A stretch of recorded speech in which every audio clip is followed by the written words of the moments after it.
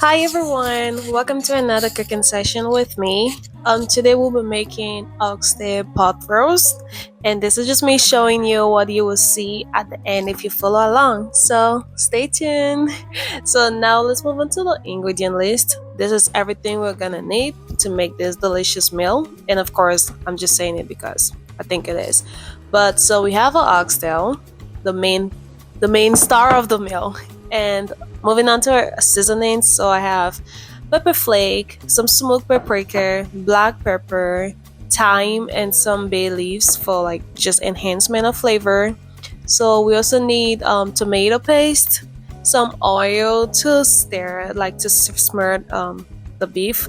We need a broth, and then the wine. You can choose any wine, but preferably dry wine. So now I'm just gonna sear my meat. I want to have a little bit of like golden brown. It's kind of hard to achieve that with the oxtail, but just leave it in the pot for a couple of minutes and just make sure the meat is really, really dry when you're doing it. So this is the best result I could get from the way it looks. So just gonna go ahead, do that, and you can do it like a couple of times. Mine took me 2 rounds to get the entire meat completely that color. So we're just gonna go ahead, stir it, and now we're gonna move on to keep that aside, and then we're gonna move on to like the onions and garlic and everything. So put your garlic in the pot. No, onions. Take that back. Put your onions, and you wanna like cook it so that it's a little bit soft before you incorporate the garlic into it. Okay, so just make sure you stir for a little bit because you don't want the onions to burn. And like I said before, you want it to be soft and a little bit transparent before you add on your garlic. So I'm gonna go ahead and add my garlic, and I'm gonna let them simmer together. I know, just wait. But yeah, this is me adding the garlic, and I'm gonna just let it simmer a little bit. And I'm gonna move on to adding my tomato paste because you know you want it to cook all together and to get like that little flavor, more flavor in it, in my opinion. So I think I added like a teaspoon, not a teaspoon, a spoon, a full spoon of tomatoes, and I like, realized it wasn't enough. So later on, I added a little bit more, but again, added add a tablespoon of tomatoes, and you can decide to add or maybe less as much as you want. But just stir that together, let it cook, and just let it simmer for a couple of minutes, and that should be it. Maybe I'll say 3 to 5 minutes. You don't want to overdo it because you don't want the tomatoes to burn. So we're just gonna head and let that cook for a little bit. Okay, so after the tomatoes, I'm gonna go ahead and add the seasonings, the black pepper, the pepper flakes, and paprika.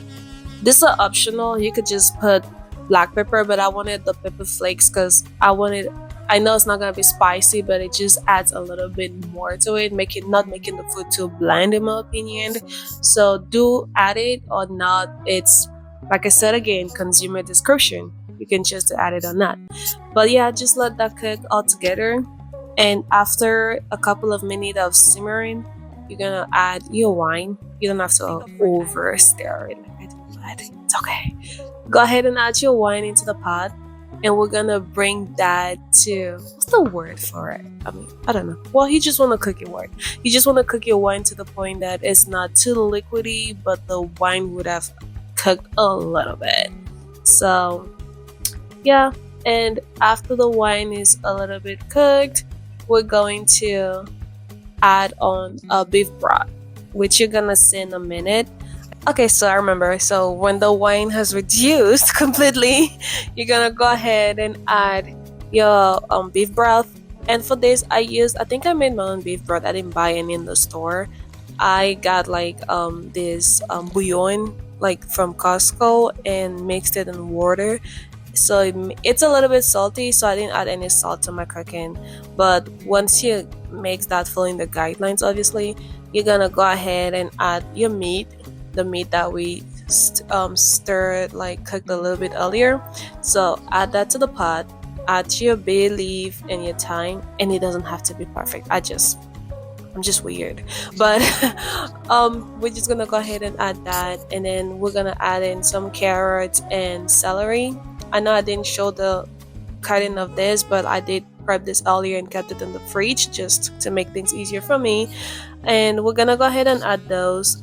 And at this point, I added a little bit more broth because I wanted the water, like the soup, to be overflowed, like to cover the entire meat and vegetables, just so you get a little bit more time to cook and the meat would just been falling off the bone.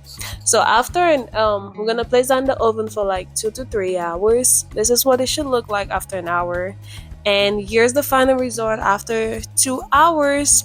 So you can pair this with mashed potatoes, rice, some macaroni and cheese, which I'm gonna show in my next video. So just stay tuned, okay? But thank you for watching. Bye bye.